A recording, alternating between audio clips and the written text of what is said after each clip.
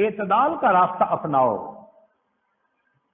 ضروریات پوری کرنے کے لیے کام کاج کرو۔ چنانچہ شقیق بلخی رحمت اللہ علیہ اپنی روزی کے لیے کسی دوسرے شہر کا سفر کرنا چاہتے تھے، اپنے دوست احباب سے مل کر وہ چلے، کچھ دنوں بعد واپس اپنے شہر میں۔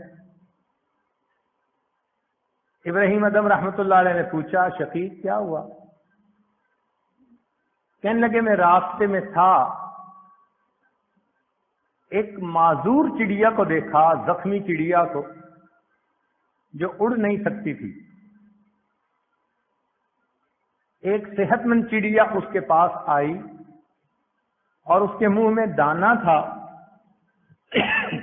اس نے آ کے اس کے آگے ڈالا اور معذور چڑیا نے کھا لیا۔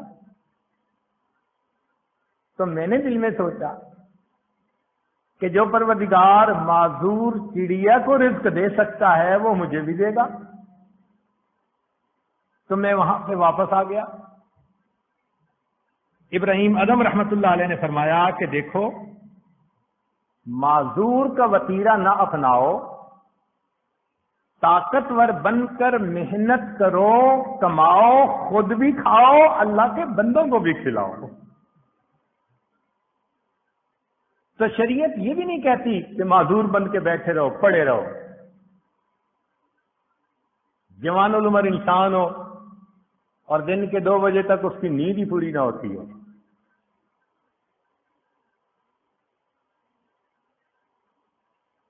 شریعت نے کہا فریضۃ بعد الفرائض، حلال رزق کو کمانا یہ بھی فریضہ ہے۔ ساتھ یہ بھی کہہ دیا کہ اتنا بھی نہ اس میں لگ جانا کہ نمازیں ہی قضا کر بیٹھو، تم کہو مجھے نماز کی فرصت ہی نہیں۔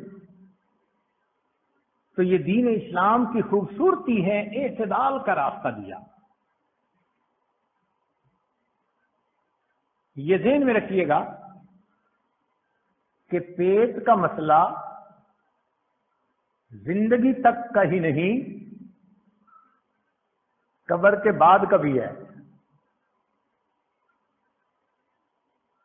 پیٹ کا مسئلہ زندگی تک محدود نہیں، زندگی کے بعد بھی پیٹ کا مسئلہ ہوگا۔ اگر نافرمانی کر کے دنیا میں رہے، جو بندہ جہنم میں پہنچا تو وہاں کیا کھانے کو ملے گا؟ زقوم۔ کیا پینے کو ملے گا؟ غسلین۔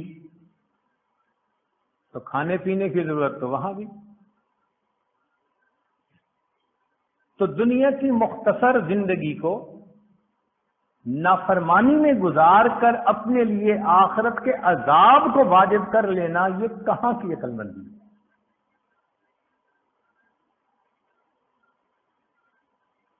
تو رزق کے معاملے میں انسان حرام اور حلال کا خیال رکھے۔